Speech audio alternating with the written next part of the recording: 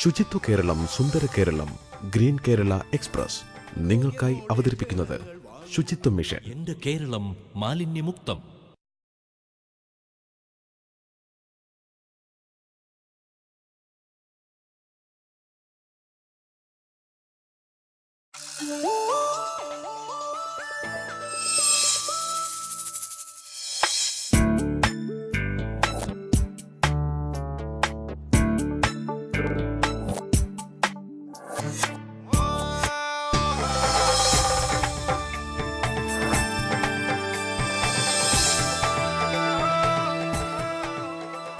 നമസ്കാരം.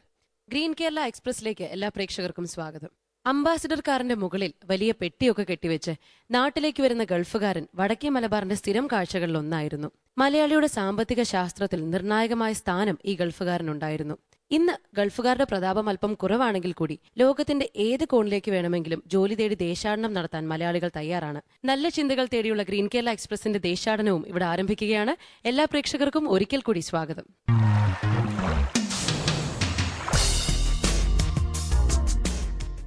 നമ്മുടെ judges doctor K P Kannan, doctor Vineetha Menon, doctor R V G Menon, Shri R Heli, കൂടാതെ ഇന്ന് അതിഥിയായി പ്രശസ്ത സാഹിത്യകാരനും സാമൂഹ്യ നിരീക്ഷകനുമായ ശ്രീ കെ എൽ മോഹനവർമ്മ.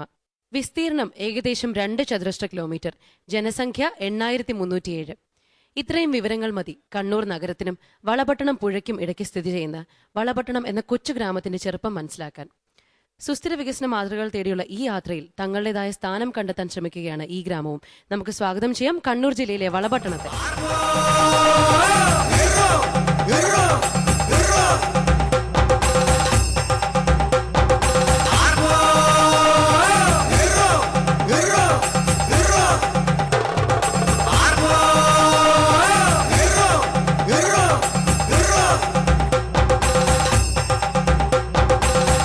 വളപട്ടണത്തു നിന്നും ഇന്ന് നമ്മോടൊപ്പം ഉള്ളത് പ്രസിഡന്റ് ശ്രീ ഹബീബ് തങ്ങൾ, വികസനകാര്യ standing committee chairperson Shrimati E Serena, member Shrimati M P Manorama, member Shri M Abdurahman, librarian Shri Binoy Mathew. കേരളത്തിലെ ഏറ്റവും ചെറിയ ഗ്രാമമാണ് വളപട്ടണം. ഇതല്ലാതെ മറ്റെന്തെല്ലാം പ്രത്യേകതകളാണ് ഈ ഗ്രാമത്തിനുള്ളത്? കോലത്തിരി രാജവംശത്തിലെ വല്ലഭ രാജാവിൻ്റെ പേരിലാണ് വല്ലഭപട്ടണം എന്ന പേരിലാണ് ആദ്യം അറിയപ്പെട്ടിരുന്നത്. ലോകപ്രശസ്തനായ ഇബ്നു ബത്തൂത്തയുടെ സഞ്ചാര കൃതികളിൽ അദ്ദേഹം കൃതികളിൽ ബലാഫത്തൻ എന്ന പേരിലാണ് അറിയപ്പെട്ടിരുന്നത്. ഇംഗ്ലീഷുകാർ ബെല്ലപറ്റം എന്ന പേരിലാണ് അറിയപ്പെട്ടിരുന്നത്. 2.04 ഇവിടെ പറഞ്ഞതുപോലെ കേരളത്തിലെ ഏറ്റവും ചെറിയ ചതുരശ്ര കിലോമീറ്ററുള്ള ഒരു പഞ്ചായത്താണ് വളപട്ടണം ഗ്രാമപഞ്ചായത്ത്. അതേസമയം അതിൻ്റെ ജനസാന്ദ്രത വളരെ കൂടുതലാണ് മറ്റുള്ള പഞ്ചായത്തേക്കാൾ. ഏഷ്യയിലെ ഏറ്റവും വലിയ ഫാക്ടറി സ്ഥിതി ചെയ്യുന്ന വെസ്റ്റേൺ ഇന്ത്യ പ്ലൈവുഡ് വളപട്ടണത്തെ ഒരു കാര്യമായ വ്യവസായ സംരംഭമാണ്. കൂടാതെ ഒരുപാട് ചെറുകിട വ്യവസായങ്ങളും അവിടെ നടക്കുന്നുണ്ട്. പ്രസിഡന്റ് പറഞ്ഞ പോലെ ഒട്ടേറെ പ്രത്യേകതകൾ ഈ ഗ്രാമത്തിനുണ്ട്. നമുക്ക് ആ ഗ്രാമക്കാഴ്ചകളൊക്കെ ഒന്ന് കണ്ടിട്ട് മടങ്ങിയെത്താം.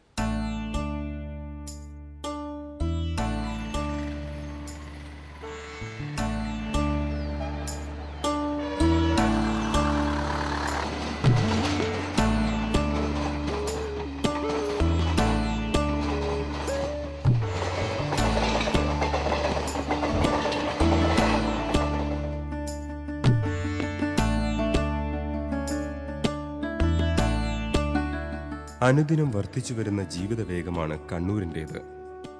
നഗരഹൃദയത്തിൽ നിന്നും അല്പമാത്രം മാറിയാണ് കേരളത്തിലെ തന്നെ ഏറ്റവും ചെറിയ പഞ്ചായത്തായ വളപട്ടണം ഗ്രാമപഞ്ചായത്ത് സ്ഥിതി ചെയ്യുന്നത്.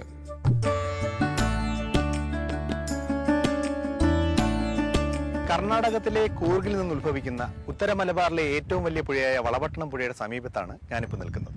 ഇനി വളപട്ടണം ഗ്രാമപഞ്ചായത്തിനെ കുറിച്ച് പറയുകയാണെങ്കിൽ കേരളത്തിലെ ഏറ്റവും ചെറിയ ഗ്രാമപഞ്ചായത്താണ് ഈ പഞ്ചായത്ത്. വിസ്തീർണം ഏകദേശം 2.04 ചതുരശ്ര കിലോമീറ്റർ മാത്രമേ ഉള്ളൂവെങ്കിൽ പോലും നഗരത്തിനോട് ചേർന്ന് കിടക്കുന്ന പ്രദേശമായതുകൊണ്ട് ഇവിടെ ജനസാന്ദ്രത വളരെ കൂടുതലാണ്. ഇവിടുത്തെ ജനസംഖ്യ ഏകദേശം 8000-ഓളം വരും. പിന്നെ ഈ സ്ഥലത്തിന്റെ പേരിനെ കുറിച്ച് പറയുകയാണെങ്കിൽ 11ാമത്തെ കോലത്തിരി രാജാവായ വല്ലഭന്റെ പേരിലാണ് ഈ പട്ടണം അറിയപ്പെട്ടിരുന്നത്. അങ്ങനെ വല്ലഭന്റെ പട്ടണം ലോപിച്ചാണ് വളപട്ടണമായി മാറിയത്. ഇന്നും ഈ ഗ്രാമപഞ്ചായത്തിൽ വല്ലഭൻ സ്ഥാപിച്ച കോട്ടയുടെ അവശിഷ്ടങ്ങൾ നമുക്ക് കാണാൻ കഴിയും.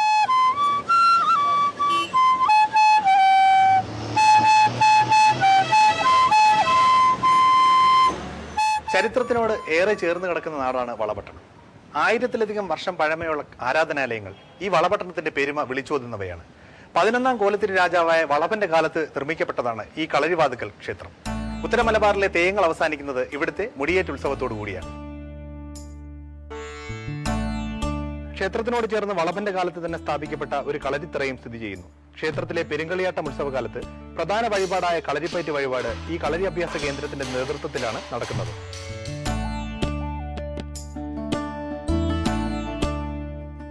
വളപട്ടണത്തിന്റെ ചരിത്രത്തിൽ ആരാധനാലയങ്ങളും രാജഭരണത്തിന്റെ ശേഷിപ്പുകളും നിറഞ്ഞു നിൽക്കുമ്പോൾ അത്ര തന്നെ പ്രാധാന്യമർഹിക്കുന്ന ഒന്നാണ് 1945 സ്ഥാപിതമായ വെസ്റ്റേൺ ഇന്ത്യ പ്ലൈവുഡ്സും. ഭൂവിസ്തൃതിയുടെ കാര്യത്തിൽ കേരളത്തിലെ ഏറ്റവും താഴെയുള്ള പഞ്ചായത്താണെങ്കിലും പഴമയുടെയും സംസ്കാരത്തിന്റെയും കാര്യത്തിൽ വളപട്ടണത്തിന്റെ സ്ഥാനം വളരെ ഉയരെയാണ്. വികസനത്തിന്റെ കാര്യത്തിൽ ഏതൊക്കെ മേഖലകളിലാണ് പ്രധാനമായും ശ്രദ്ധ ചെലുത്തുന്നത്? പ്രാധാന്യം കൊടുത്തിരിക്കുന്നത് മാലിന്യ മുക്ത വളപട്ടണമാണ്. വളപട്ടണത്തെ തോടുകളിൽ പരിസര പഞ്ചായത്തുകളിൽ നിന്ന് വരുന്ന മാലിന്യങ്ങൾ നിർമ്മാർജ്ജനം ചെയ്ത് ഒരു ശാശ്വതമായ വികസനത്തിന് വേണ്ടിയിട്ടുള്ള പ്രവർത്തനങ്ങളാണ് ഒന്നാമതായി ഓടുന്നത്. രണ്ടാമതായി പരിശീലന പരിപാടിയാണ്. വളപട്ടണത്തെ സംബന്ധിച്ചിടത്തോളം ഗവൺമെൻറ് സർവീസുകൾ വളരെ പരിമിതിയുള്ള ആൾക്കാരെ ജീവനക്കാരേ ഉള്ളൂ. അവർക്ക് വേണ്ടുന്ന പ്രോത്സാഹനം നൽകി PSC പരീക്ഷ മുതലായ എല്ലാ ക്ലാസ്സുകളിലേക്കുള്ള പരിശീലനം നമ്മുടെ ലൈബ്രറിയുടെ നേതൃത്വത്തിൽ നടന്നു വരികയാണ്. മൂന്നാമതായി പ്രാഥമിക വിദ്യാഭ്യാസത്തിൻ്റെ മുൻഗണന കൊടുത്തിട്ട് പഞ്ചായത്ത് 100% പ്രാഥമിക പഞ്ചായത്താക്കി മാറ്റാൻ പറ്റും, വിദ്യാഭ്യാസ പഞ്ചായത്താക്കി മാറ്റണം. നമുക്ക് വികസന കാഴ്ചകൾ കണ്ടിട്ട് മടങ്ങിയെത്താം.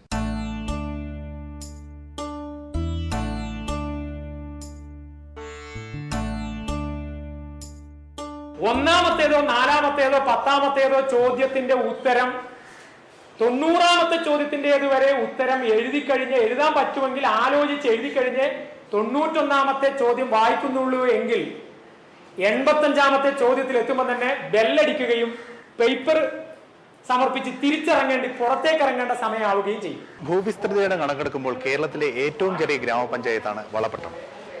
മുസ്ലിം ഭൂരിപക്ഷമുള്ള പ്രദേശങ്ങളിൽ വരുമാനത്തിലായി കൂടുതലായി ആശ്രയിക്കുന്നത് ഗൾഫ് മേഖലയാണ്. അതുകൊണ്ട് തന്നെ ഗൾഫ് മേഖലയിലെ സാമ്പത്തിക രംഗത്തുണ്ടാകുന്ന ഏതൊരു മാറ്റവും ഇവിടെ പ്രതിഫലിക്കാറുണ്ട്. ഇക്കാരണങ്ങളാൽ തന്നെ പൊതുവിദ്യാഭ്യാസം, സർക്കാർ തൊഴിൽ മേഖല, സ്ത്രീകളുടെ വിദ്യാഭ്യാസം, ഉന്നത വിദ്യാഭ്യാസം എന്നീ മേഖലകളിൽ മറ്റു പഞ്ചായത്തുകളെ അപേക്ഷിച്ച് വളപട്ടണം പഞ്ചായത്ത് വളരെ പിൻനിരയിലാണ്. ഇവിടെയാണ് പഞ്ചായത്ത് നൂതന വിദ്യാഭ്യാസ പരിപാടികളുമായി മുന്നോട്ട് വന്നത്. 85% മുസ്ലിം ഭൂരിപക്ഷമുള്ള പ്രദേശമാണ് വളപട്ടണം. ഗൾഫിലെ തൊഴിൽ മേഖലയാണ് ഇവിടങ്ങളിലെ കുടുംബങ്ങൾ പ്രധാനമായും വരുമാനത്തിനായി ആശ്രയിക്കുന്നത്. 18നും 30നും ഇടയ്ക്ക് പ്രായമുള്ള SSLC എങ്കിലും കുറഞ്ഞ വിദ്യാഭ്യാസ യോഗ്യതയുള്ള 600ഓളം തൊഴിൽ രഹിതർ വളപട്ടണം പഞ്ചായത്തിലുണ്ട്. ഗ്രാമനഗര വൈജ്ഞാനിക വിടവ് നികത്തി തൊഴിൽ വിദ്യാഭ്യാസ അസന്തുലിതാവസ്ഥ പരിഹരിച്ച് സമൂഹ പുരോഗതി നേടിയെടുക്കാനുള്ള പഞ്ചായത്തിന്റെ പ്രവർത്തന ഫലമാണ് പഞ്ചായത്ത് ഇപ്പോൾ നടപ്പിലാക്കുന്ന മത്സര പരീക്ഷ പരിശീലന പരിപാടി. പഞ്ചായത്തിലെ പരീക്ഷാ മത്സര സഹായിയിൽ പ്രധാന റോൾ വഹിക്കുന്ന നമ്മുടെ ബിനോയേട്ടനാണ് ഇപ്പോൾ നമ്മുടെ കൂടെ ഉള്ളത്. ഇതിന്റെ പ്രവർത്തനങ്ങളെ കുറിച്ചൊന്ന് പറയാം.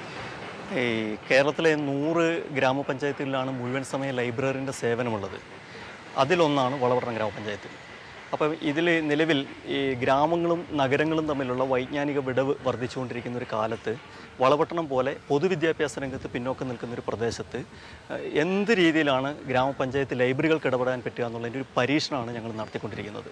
അതിൻ്റെ ഭാഗമായിട്ടാണ് ഇപ്പോൾ PSC പരീക്ഷാ പരിശീലനം എന്ന രീതിയിൽ ഇത്തരമൊരു പരിപാടി നടത്താൻ വേണ്ടിയിട്ട് തീരുമാനിച്ചിട്ടുള്ളത്.